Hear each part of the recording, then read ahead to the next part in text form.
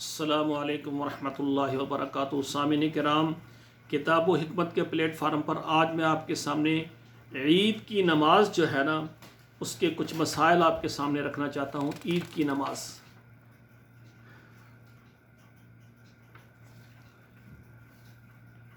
عید الفطر اور عید الاضحیٰ یہ مسلمانوں کے دو ملی تہوار ہیں۔ ان دونوں تہواروں کا جو آغاز ہے طلوع آفتاب کے بعد 2 رکعت ادا کرنے سے ہوتا ہے۔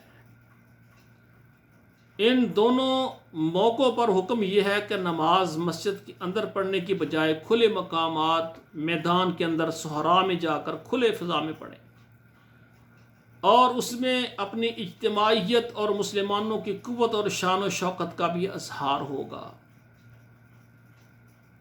اب دیکھیں، یہ عید کے متعلق جو ضروری مسائل ہیں وہ آپ کے سامنے رکھنا چاہتا ہوں۔ ہر مسلمان بالغ عاقل، ہماری بہنیں مائیں، سب کو یہ تعلیم ہونی چاہیے۔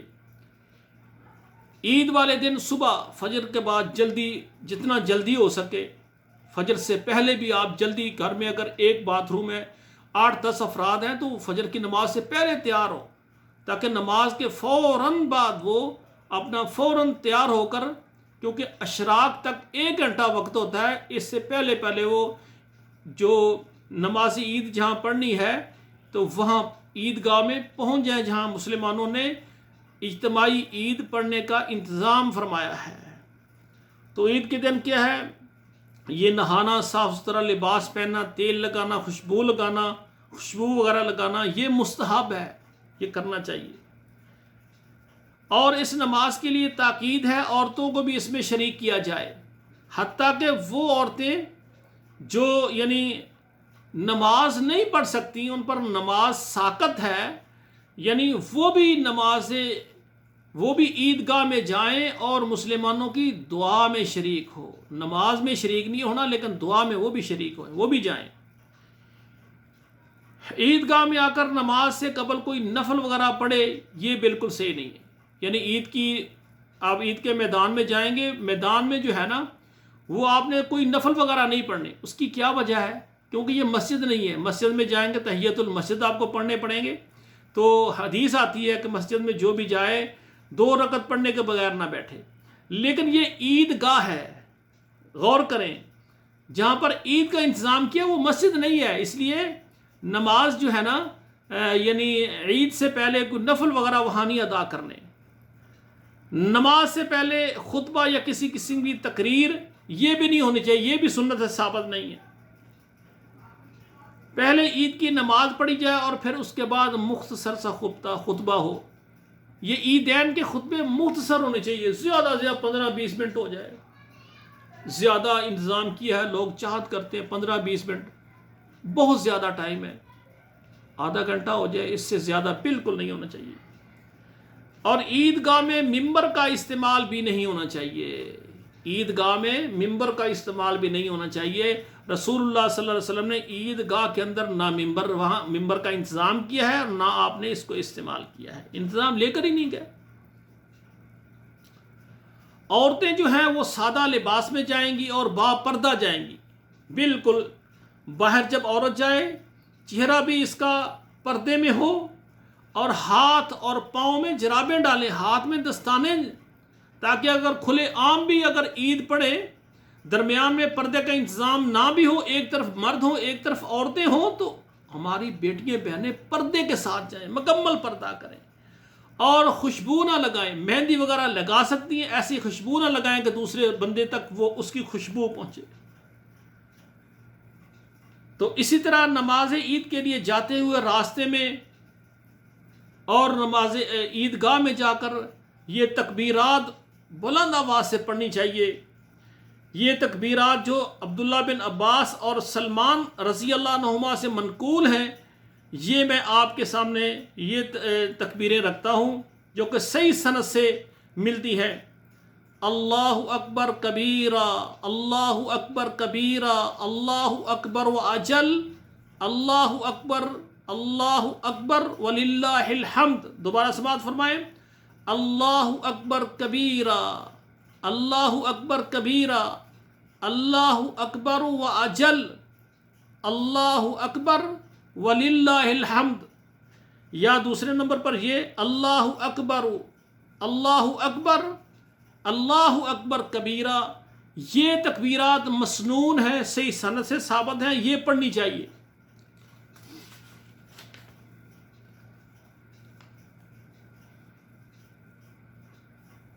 اور یہ بھی صحیح سند سے ثابت ہے کہ حضرت عبداللہ بن عباس اور حضرت علی رضی اللہ عنہما سے منقول ہے کہ وہ 9 ذو الحج کی فجر سے، یعنی 9 ذو الحج کی فجر سے اور 13 ذو الحج کی نماز عصر تک تکبیرات پڑھتے تھے۔ نبی علیہ الصلوۃ والسلام سے صحیح سند سے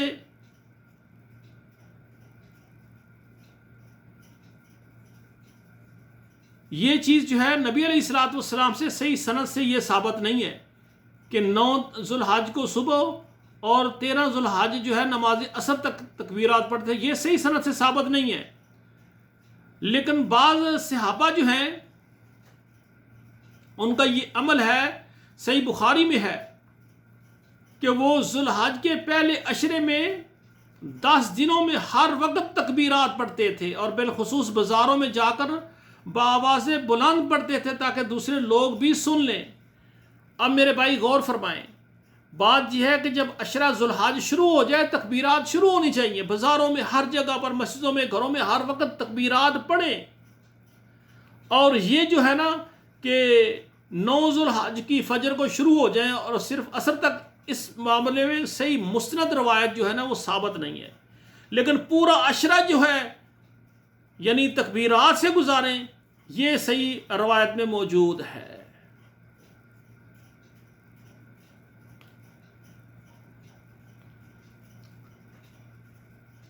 اور عید الفطر میں نماز عید کے نکلنے سے پہلے جو ہے نا صدقۃ الفطر ادا کرنا چاہیے،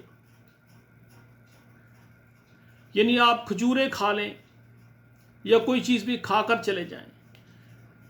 اور اسی طرح عید الاضحیٰ میں آپ نے جب گھر سے جانا ہے تو کچھ نہیں آپ نے کھانا، بغیر کھائے جائیں اور عید پڑھ کے آ کے قربانی کریں، قربانی کی گوشت سے آپ جو بھی چاہیں کھائیں۔ ہاں اگر قربانی نہیں ہے تو جو بھی میسر آئے عید کے بعد آ کر وہ کھا سکتے ہیں۔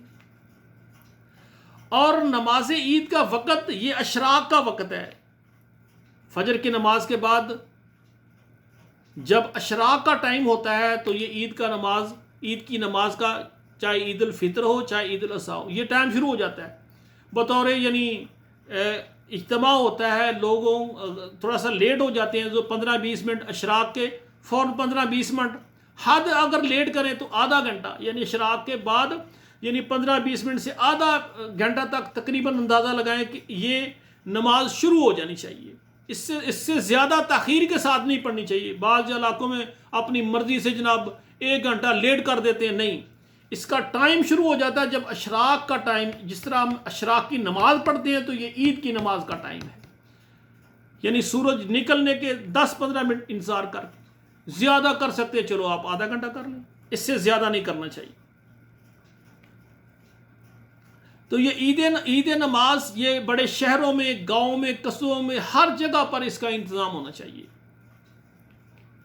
نماز عید کے لیے جس راستے سے آپ جائیں، واپسی میں آپ دوسرا راستہ اختیار کریں، یعنی دیکھیں آپ کا محلہ ہے، اس میں کئی گلیاں، ایک طرف سے جائیں دوسری طرف آ جائیں، لیکن بات یہ ہے کہ آپ کی ایک گلی ہے، ایک اس کا دائیں طرف راستہ ہے، ایک بائیں، آپ سنت پر عمل کرتے تبدیل کریں۔ لیکن اگر ایک ہی راستہ ہے، ایک ہی ہے، یعنی آپ گلی میں جائیں گے، آگے گلی بند ہو گئی بس، تو پھر وہی راستہ ہے، جو آپ کا گھر کا دروازہ ہے اسی سے آپ نے اندر جانا ہے۔ یہ نہیں کہ آپ پھر دائیں بائیں سے دروازہ دیوار پھلانگ کر جائیں، یہ طریقہ نہیں ہے۔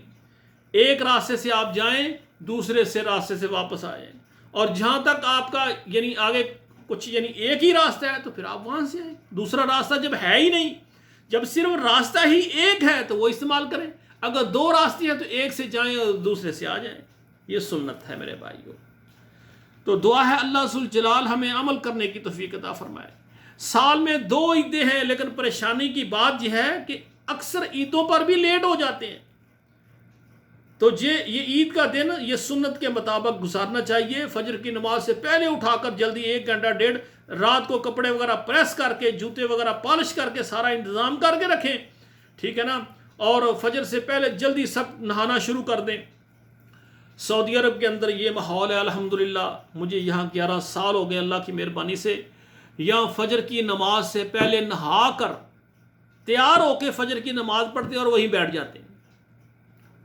جو یعنی اکثر یعنی شہروں میں یہاں عیدیں جو ہے مساجد میں بھی ہوتی ہیں، بڑی بڑی جامع مساجد میں بھی عیدیں ہوتی ہیں اور کھلے میدان میں بھی ہوتی ہیں، کیونکہ ماشاءاللہ یہاں عید پڑھنے والے لوگ کثرت سے ہوتے ہیں، اتنا بڑا رش ہوتا ہے، اتنی رونق ہوتی ہے اللہ کی مہربانی سے، اور سب فجر کی نماز